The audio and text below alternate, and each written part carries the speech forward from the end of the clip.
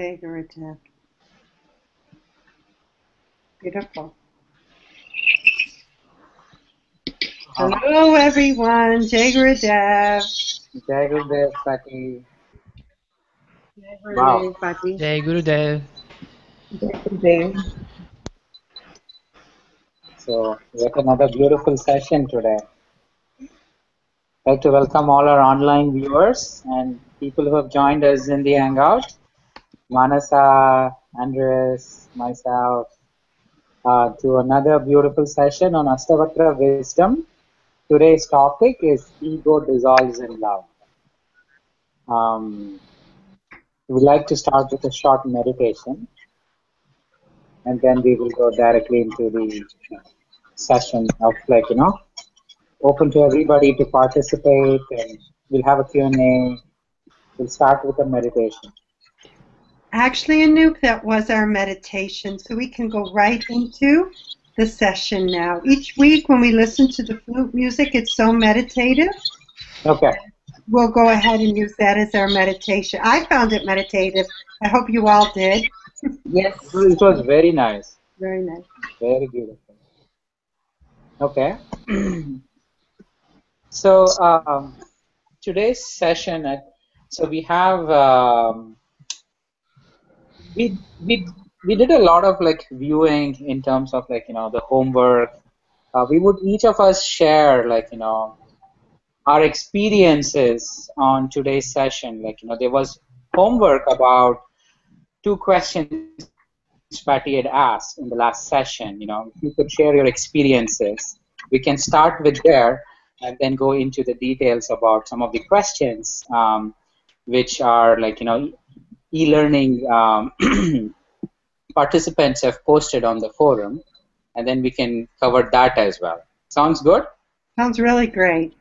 Yes. So can you read the homework questions? Yes, I will be reading the homework questions. Okay. So there were 2 homework questions.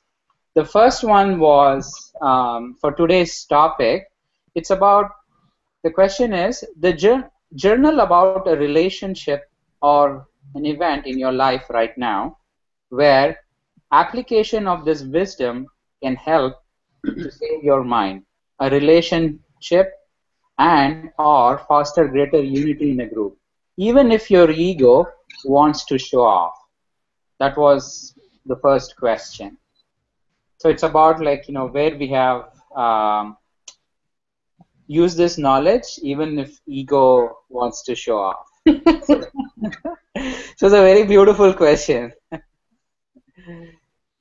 So to me, there are a lot of events. Ego always comes in between. So I can start sharing my experience.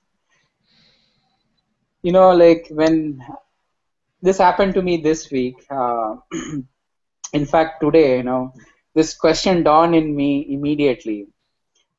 So there is this person in my office whom we work very closely, our collaborator. And every time we have a meeting, so there is this attitude issue. The attitude is that you guys need to show me this value or something like that. And I know sincerely that we have done our 100% and it's the most capable thing. But what I can't expect is, accept is, Patty, the ego comes in between. That we have created a solid product, but at the same time somebody is showing their attitude, ego comes in between. And today I really asked that person, what's this attitude about you're showing to me? So that after that meeting, it was not a healthy conversation, but after that, I kind of said maybe I did the right thing or maybe I did not do the right thing, but the ego was pricking me, right? Was I okay? Was I not okay? I really didn't. So that's something which I wanted to share today, right?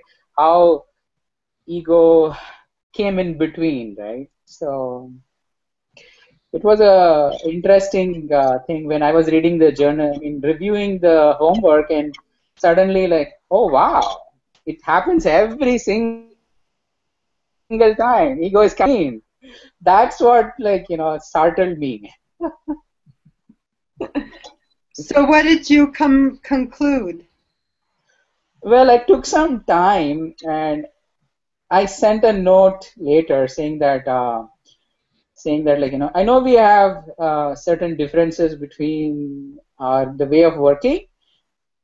I don't know whether we can solve everything, but let's make a choice to like solve it in subsequent meetings. It was very difficult to type that email. The ego was still coming. It This was is coming. perfect. It was very difficult, Patty. It's Yeah, like, yeah, yeah. that's how. That's why I said in the homework, even if the ego wants to show off. But I think we all have to really give you a big pat on the back, because that ego that wants to show up and say, I am here, I am right, you are wrong. It it's not that you don't speak up for yourself, but it's how you communicate. That's the skill. And so that, and also feeling, Guruji talks in this chapter, it's really built on the last chapter to rejoice without conflict, right? Rejoice in the self. The running theme in Ashtavakra is that it's all one. And I really appreciate in this chapter how he says, basically he's saying, you're never going to get this from the intellectual level. I don't know if you all remember that, but about halfway through, you can't read it and understand it. It has to come from an experience. And so, particularly, you're in the office, you're not thinking, oh, we're all one. Because at that moment, there is some conflict, right? There's some separation. But I really pat you on the back, Anoop, for stretching your hand to keep that belongingness, swallowing that ego that wants to come up and show off, and going that extra step, feeling the burn, and going that extra step to keep the communication flowing. Most people don't do that. So good for you. Good for you. It's the hardest part, Patty. It's yes. I'm not saying it's easy, but eventually, what Guruji talks about in the chapter is we see that the one who knows, the knower, and the known, it all becomes one. And so it doesn't mean that things aren't going to come up that you say, wow, look at that. That moment of awareness, though, Anoop, that you were watching it and reining it back instead of it becoming some full-fledged division where communication breaks down completely, is really something else. Because, I mean, look at what even Gurudev has to put up with in the world. So, ignorance, he always says, is the biggest tapas. The biggest penance is to put up with ignorance. And to keep the dialogue going, keep seeing everyone as a reflection of a part of you. There's a part of you that does the same thing in another situation, perhaps. So there's a part of us in everyone, and a part of that person in you, and hats off for keeping the communication flowing. And you may find a way to resolve it, or you may find that person's committed to communicating only in one way. Either way, you will have peace of mind and see the oneness in all of it. You cannot be responsible for the outcome or for how someone behaves or connects or doesn't connect with you, but taking that responsibility to save your own mind and stretching your hand, even though you were in the grip of it, will let you sleep at night. Because don't you guys have that where sometimes you've thrown out some arrows at someone, and then there's we feel really big and tough while we're throwing the arrow. And then maybe a little bit later, it's like, what if they pick up the phone and call you after you threw the arrow? Don't you feel like, uh-oh, now I have to face the music of the arrow I just threw? You've had that experience? So this way, I find it so much more peaceful and uniting to know that I stretched my hand to keep the communication flowing, even though there's a disagreement in how to go about something. So good for you. Very good. Such a real example. Your screen is moving up and down sometimes. And if I don't know, maybe you're getting excited. Is it good now? Yeah. Is it good? It's good Okay. now. Good. But I think, Patti, one line which you just mentioned really hit me home, which I always struggle with. I think you beautifully said that, putting up with ignorance is the biggest penance. You just said that, right? I think it hit me home right now because that's always I struggle with that. I think now I realize, yes, it is one of the biggest penances which you do. Yeah, Beautiful. it is. It requires patience. It requires skill. It requires awareness to keep the connection going. And so it's the greatest tapas penance. And it exists on this planet.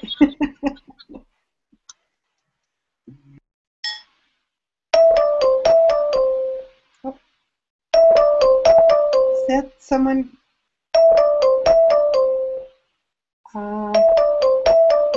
Do you hear that ringing? Should I be answering something?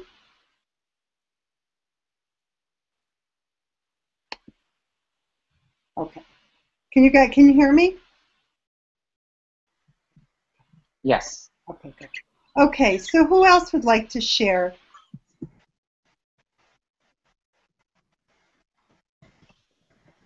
All right, I'll go next.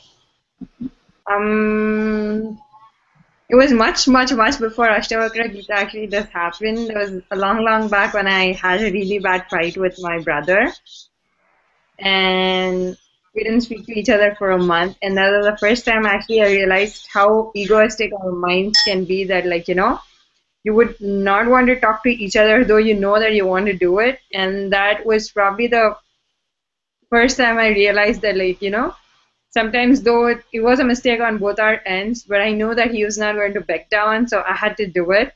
I felt so glad that I did it, and it's never most times after that it's never been I always, even if it's not a mistake at my end, I always go ahead and say sorry because I don't want the relationship to break for whatever it is.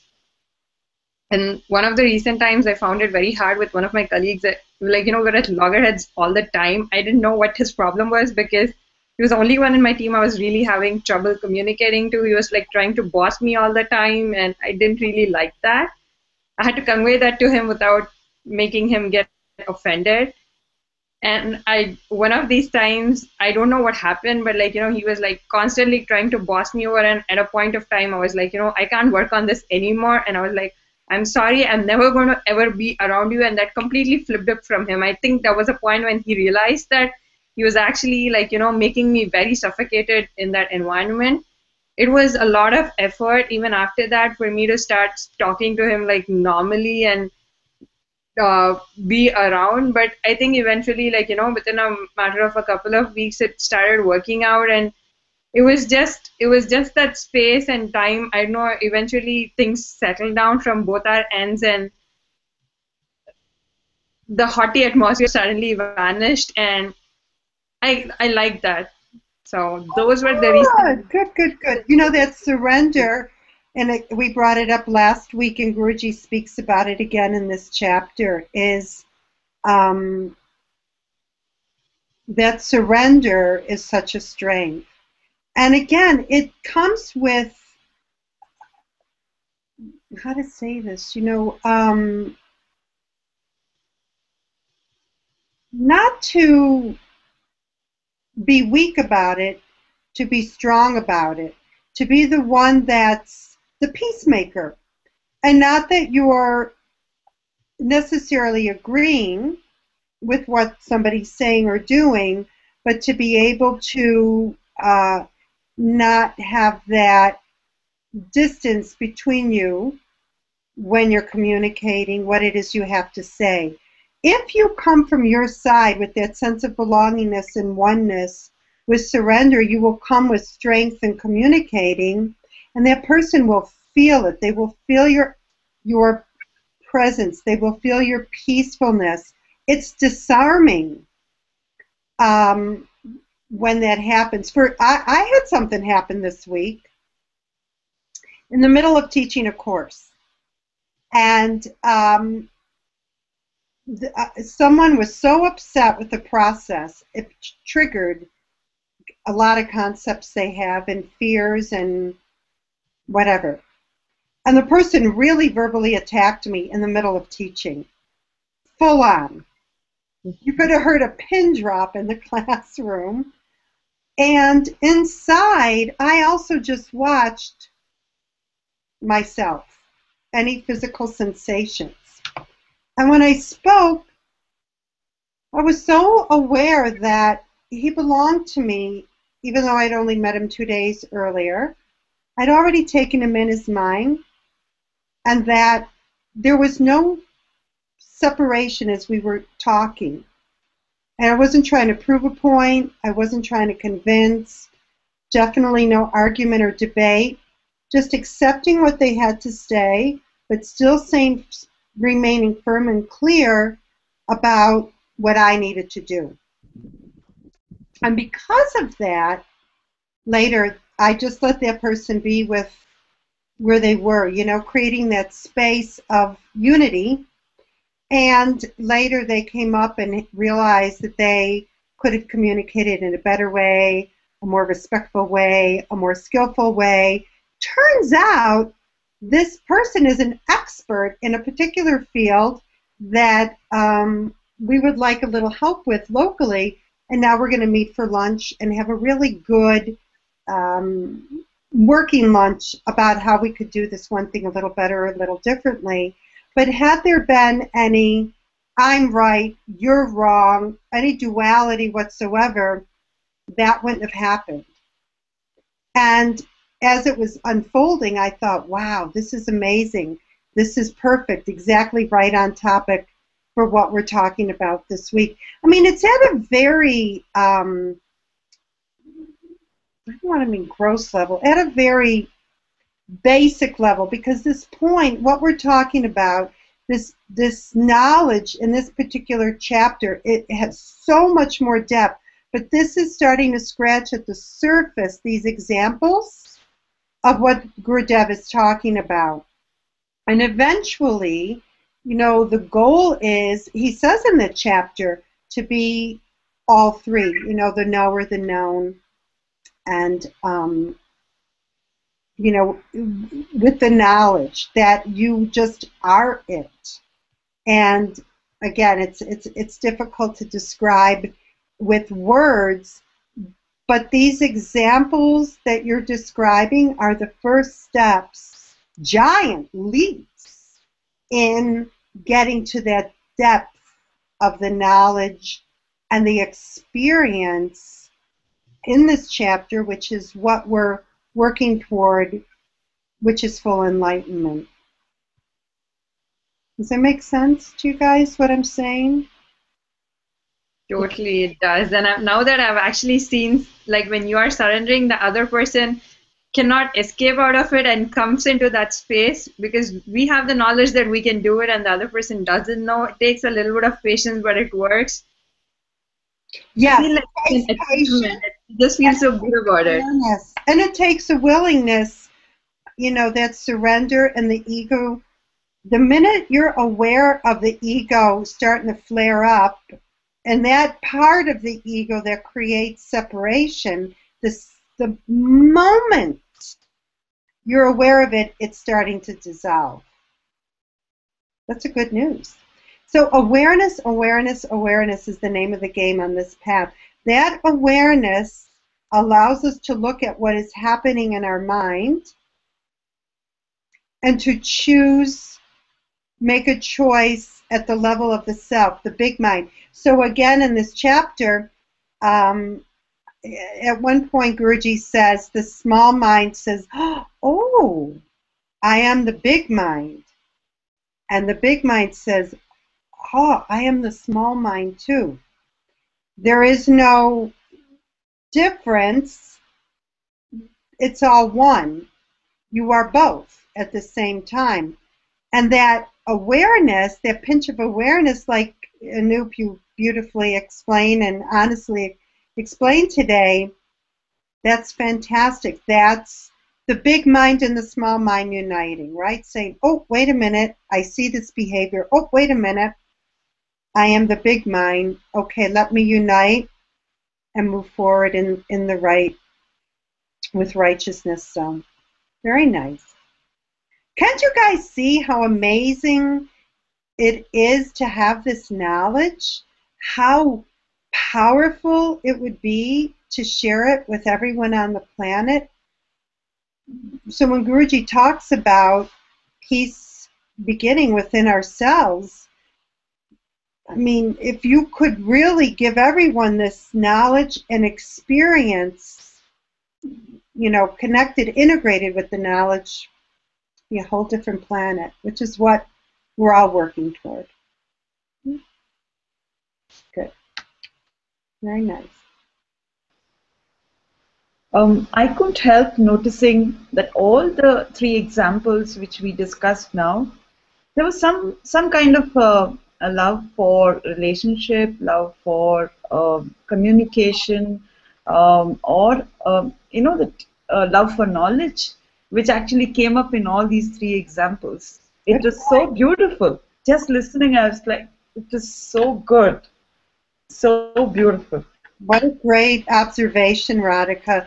There is an appreciation happening here of what we're being given. And because that gratitude is there, instead of those of you who are on the call and maybe on the YouTube channel, instead of being committed to the I-ness, we've moved into that place of, oh, wow, this is actually the way to go, and I am so grateful that I have it. Nice observation.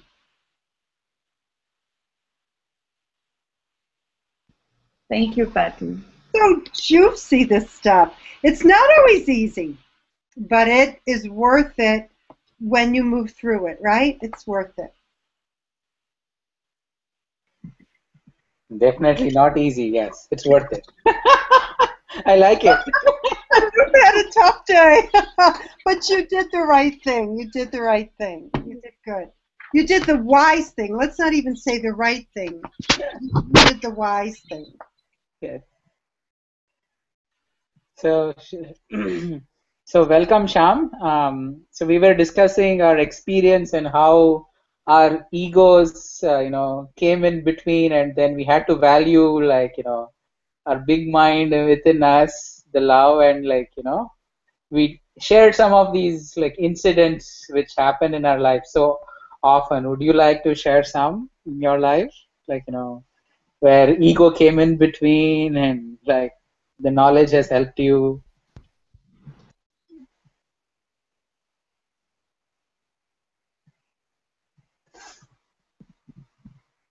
Sham, can you hear? Yeah, muted, Patty.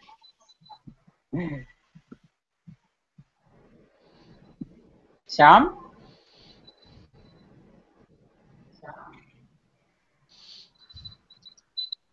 I can ask a question. Sure. While we wait for Sham. So my question was,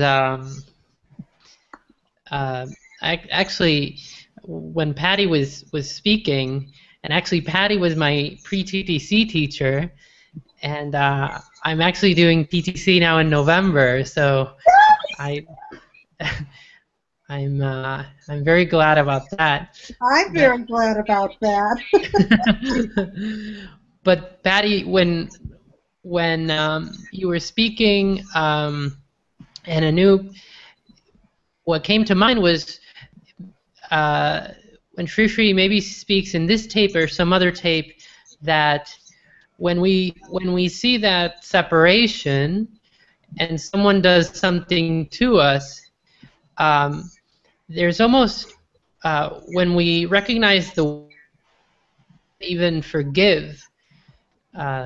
He says that the act of forgiveness can be, in a sense, saying kind of a play of the ego, and so it kind of reminds me of the title of the talk, and right of people saying, "Oh, I forgive you. I'm because I am forgiving and I am above this." And that's why Guruji, if we just accept people in situations as they are, you won't get into that. There will be no chance of that if you accept it rather than saying I forgive you. Because everybody changes in every moment, and so maybe it's a good time to tell you guys a story. I told you last week I was going to tell you a real story of mine, and so this chapter is particularly precious to me. And I actually, Anoop and I have known each other for a while, and I think in his house in Seattle, we were probably up to 2 in the morning, or 3 when I was telling him the story. So I'll condense it. But this chapter,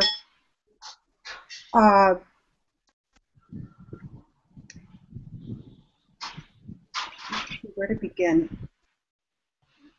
So bottom line is, everything is set up in our life for us to learn, particularly once you're on the path, to have an opportunity to apply the knowledge. From being in an organization to doing the seva, who you meet on the street when you're out for a walk, who's on the call now, difficult times, pleasant times, everything, every moment.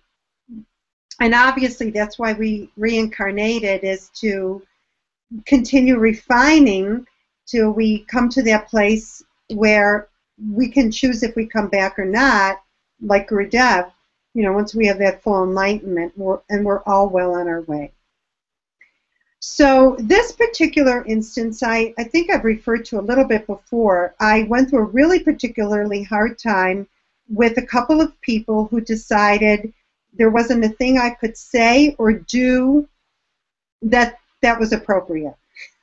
And that's a really awful way to move through life, to try and get things done when you're working with people if there's no trust whatsoever. So even if you are trying to explain yourself or do the right thing or be inclusive, just imagine what that might feel like. Nothing you say or do is trusted. Someone thinks that you're out to get them or out to take something away from them. And I moved through this with people I was working with, actually in the art of living, for 2 years, and it became a drama and a half. And I kept thinking, how am I in this drama? Can't even believe I'm in this drama. And they would write letters to Guruji, and they did a lot of nasty things. And I kept going back to this chapter, Ego Dissolves in Love, because I had enough knowledge to know I didn't want to fall victim to the drama, even though I somehow was in it. And I wanted to watch myself very, very, very carefully, especially as a, quote, senior teacher, to make sure that when I had to sit with my boss, Gurudev, that I could honestly say I did everything according to the knowledge. Talk about not easy. When people are throwing, slandering your name. So I did things like, please give me criticism. What is it I've done? What can I do to make it better? Not any offer of communication worked. Zero. And that's really something to say to people. Feel free to criticize me, especially when you are already,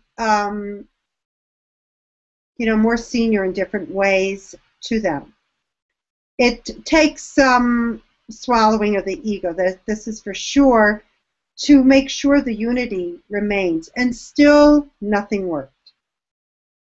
So what ended up happening is Guruji was aware of it, and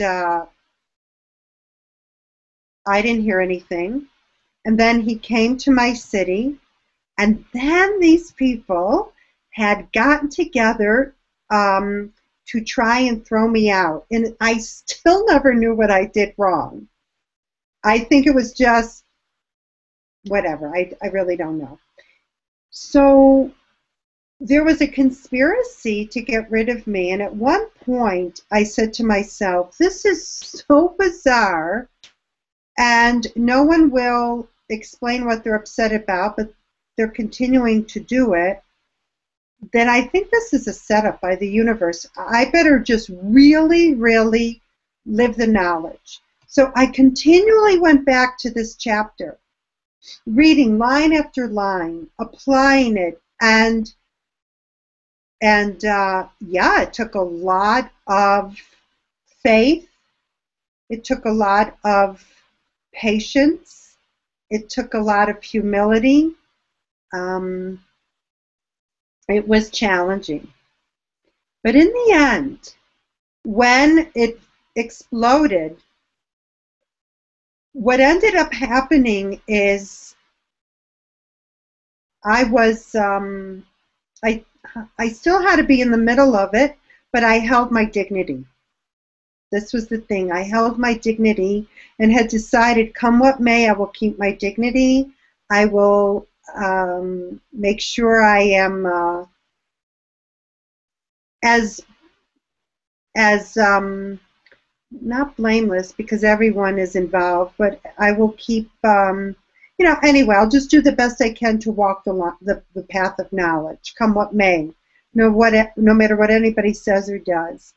In the end, it worked out wonderful, because I can't share everything, but people really went the distance to slander me as much as possible. And in the end, Gurudev knew what was going on and took me aside and explained to me exactly what was happening in people's minds. And they were about as they were as nasty as I've ever had people be in my life. And it was very sad and a little heavy on the heart, because I'd never had that happen in my life before, and I'm not in my 20s, 30s, or 40s. I'm in my 50s. So there's been plenty of opportunity for people to do that. I've never had that. So much hatred coming at me for no particular reason, other than the play of their own mind. And still, I had to endure it. So in the end, Gurudev explained to me what was going on in these people's consciousness and what was happening. He was very happy with how I had handled it. And then he said to me, I was actually in tears, because what happened this one night was it wasn't what people said, because I was not the football of the opinions. I knew it was their own stuff. But I'd never felt such hatred. The feeling level was almost suffocating, and it's ugly. And Gurudev said, going forward, I said to Guruji, he said, you can just drop it now. The karma is finished. So obviously something came to me that was due me, that I don't know from when. And I said, Guruji, just give me 24 hours. In 24, because it was like, wow, so much coming at me, so much emotion. I said, in 24 hours, I will drop it. And he turned to me and he said, no, you drop it right now in front of the Guru. When you drop it in front of the Guru, it is finished. And he explained to me how about a few other people that I'm very close to had a similar situation, and that my job was to, in spite of what had happened, to continue to walk like a queen, to continue to be friendly, to continue to stretch my hand. And really at that point I didn't want to stretch. I wanted to take my two hands, and it was so frustrating. And he said, drop it right now and walk. You know, Guruji will say, walk like a king and be a perfect servant. Especially you're going to go to teacher training, you'll get that. But all of us should do that. You walk like a king or a queen. So you have that royalty within you. At the same time, you have the humility.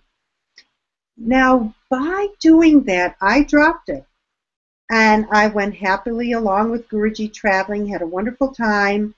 And it's a few years later, and now, because I have the blessing of Gurudev teaching me, as we have the blessing of Ashtavakra, everything healed in those people. I never felt the distance. At the end, in the beginning I did, absolutely. I wasn't there in the knowledge, but by the time the whole experience finished, I only felt love. I only felt compassion, and I made sure that I kept demonstrating that, even if I didn't 100% feel it for a while. And it became my experience that forevermore, when somebody is, because don't think just because you're a senior teacher or a guru, people aren't throwing arrows and slandering and trying to throw, nails in your tires. Of course they are. But it's less and less and less because of what comes up through you, what you're putting out there. And now it's so amazing, you all, because people have tried to do it, and something shifted in me through that experience. Something shifted in me permanently from applying the knowledge, no matter how hard it was, and it was hard. Even when Gurudev told me, drop it right now and it's finished, it was like my ego was right here choking me. But I pushed it down, and I did what he said to do, and now I tell you, for sure, no event, no person, nothing will ever shake me like that again. Ever, ever, ever, ever, ever.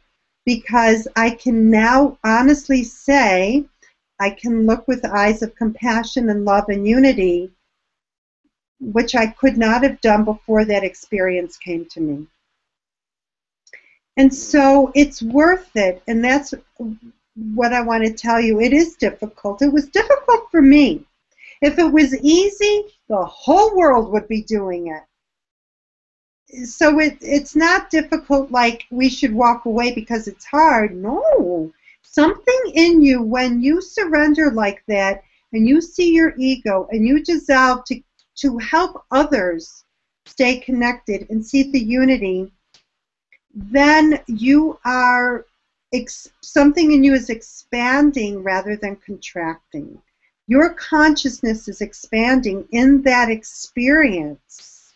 And when you come out the other side, you're the winner. You're the winner, not that you're above anyone, but you've won your own game on the path, and you will be so free. You are so free at that point, which is what Ashtavakra is about, to be free, to have not only freedom in the mind, but in the consciousness, in the being, to have that no more separation, there's no more duality. And you see that everyone is a part of you. And that freedom brings the bliss. Brings the bliss. So just keep doing that going forward. Sometimes I always, I used to ride a lot of horses, and there was one time I used to play polo, riding horses and polo. And if when you're running 35 miles an hour on a polo horse, and you're bending over the horse with a mallet to hit the ball, it's very easy to fall over the horse's head. You hurt yourself, you hurt the horse, and if you're into sports, you lose in the game. So this one time I was playing polo and I'm flying on my horse and I lean over and the loser would have fallen off. I fell so far over that horse's head that I broke blood vessels in my calves, pulling myself back into the saddle. And I never forgot that experience because I feel like when Gurudev talks about the knowledge, our mind is like that. Those horses of emotion and ego, the tendencies, the vasanas, all of it, man, they're going to want to just speed on forward. You, your higher self, pull the reins back. And I tell you, pulling the reins back on that polo pony that day, that physically hurt like crazy. But I went back in the saddle. I stayed in the saddle. Everybody cheered. It's like that on the path. We're cheering you on when you rein in that mind with the stick of knowledge. I'm cheering you on. Your friends are cheering you on. Your guru is cheering you on. And the angels, all the devas are cheering you on. It's challenging, but you will win the race by doing it. It's worth it. It's the best. It's the best. It's a good story, huh? It's an honest story. So you don't think it's not obtainable. It's obtainable. Jai Gurudev. Jai Gurudev.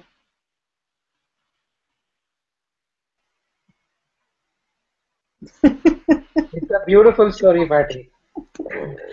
Lot to learn from that.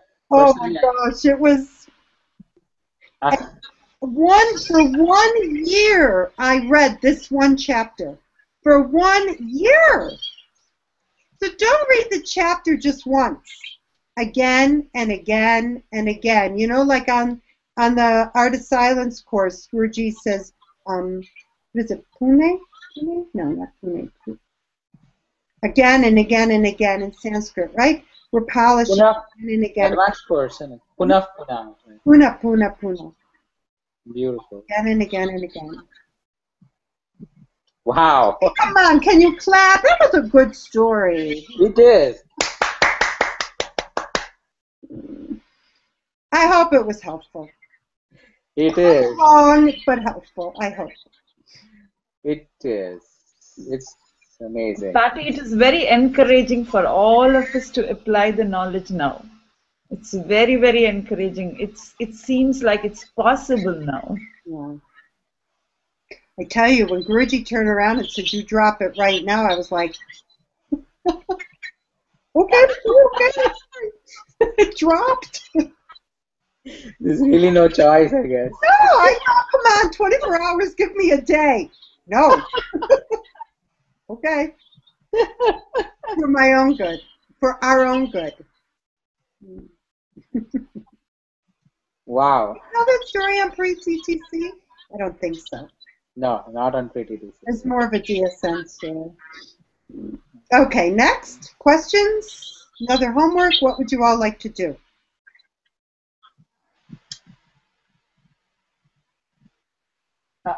There's one question from our online community, Patti.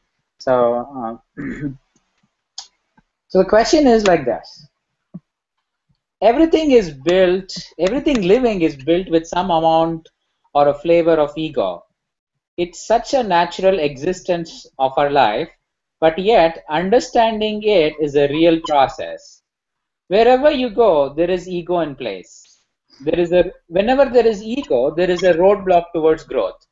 I always wonder why it is created this way, that ego being more supportive, it's more destructive.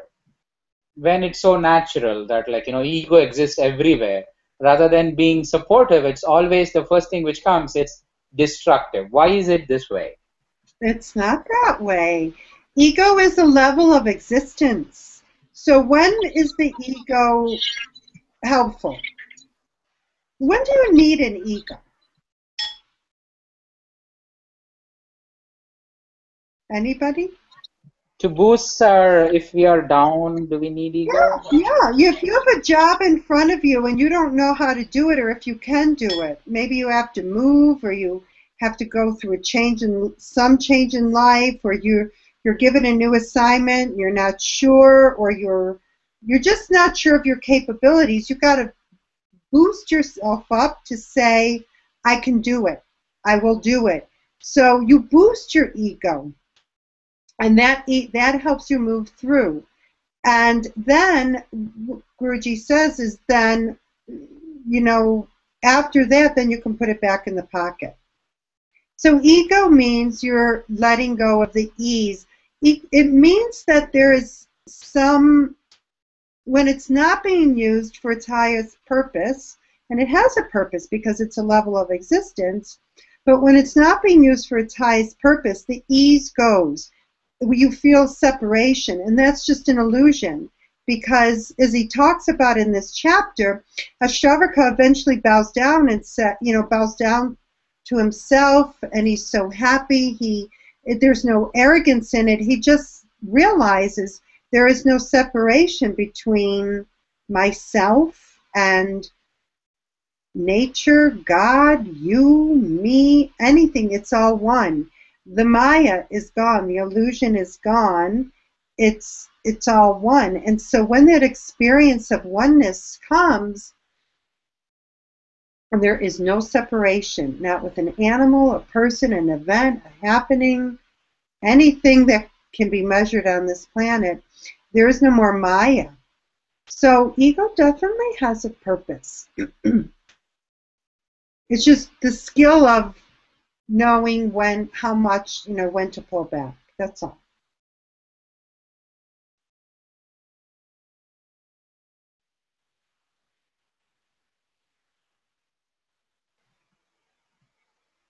This was so beautiful today. It was too good, Patty. It was too good. This is one of my favorite chapters of Ashtavakra because of having had to live it for so long and continually apply it.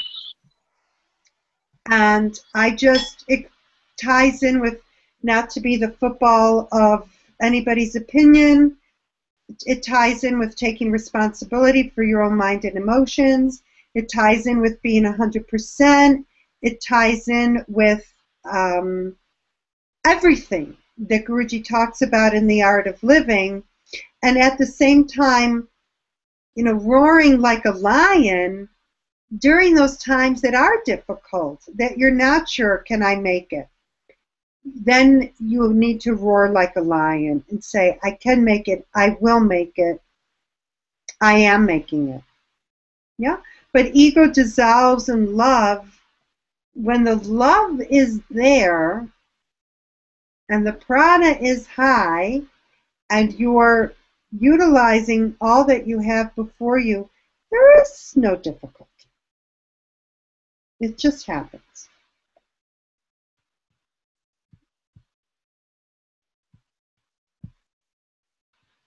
Next.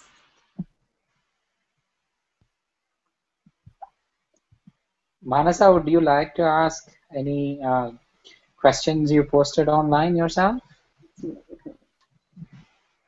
People. Yeah, I can. Let me get to them. Pushpa,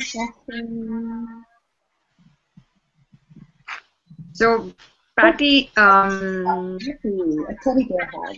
okay, answer this for me when so Guruji actually says that when mind or ego dies, that's when love dawns. Can you elaborate a little more on it? I mean, or why is pain associated with this process? What was the second question? So when mind dies, that's when love dawns. So and Guruji says that process is painful. So That's the ego that wants to say, I'm here. Wait a minute. Me. Notice me. And when that starts dissolving, it's painful. It is painful because the love is coming up. He also talks about, even when we're born, it's painful. It's painful for the baby. It's painful for the mother. It just is. Why, I don't know, but it is. And but it's worth it. So it's that I-ness, the possessiveness, and with the me, the arrogance comes up, and it just wants to be noticed, and it wants to be in control. So sometimes, don't you feel like there's a battle going on inside? Remember the horses? That the knowledge is there, but the emotion, the mind is wanting to grab something and justify itself. Do you have that experience? Mm-hmm. Yeah. So the knowledge is kind of back there somewhere, saying pull back, but the mind is saying, no way, this person's such a jerk. This is so unfair. I want to give him a slap right now. And then the knowledge is saying, well, wait a minute. Take a good look. Come back to your center before you open your mouth, before you take action. Make sure it's skillful action. Until it all integrates as one and the mind just slips away, which I have to be honest, I cannot put that into words. And Guruji explains in this chapter, you cannot put it in words. It has to become an experience. So don't get too hung up on it.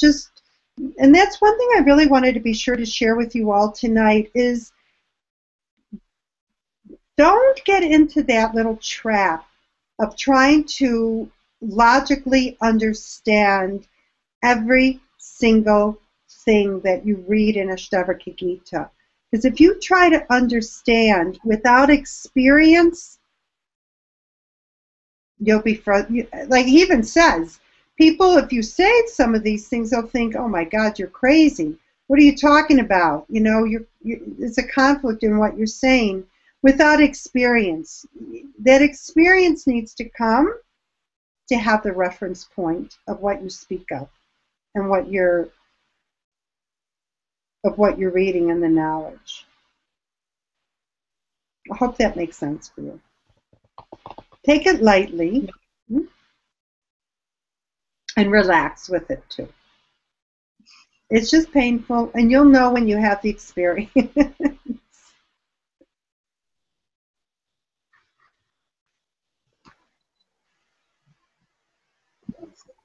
Amazing, Patti. Yeah. Truth. Truth is amazing. Truth is amazing. Any other questions for today? You're 5 minutes over. So let's see what we have next week.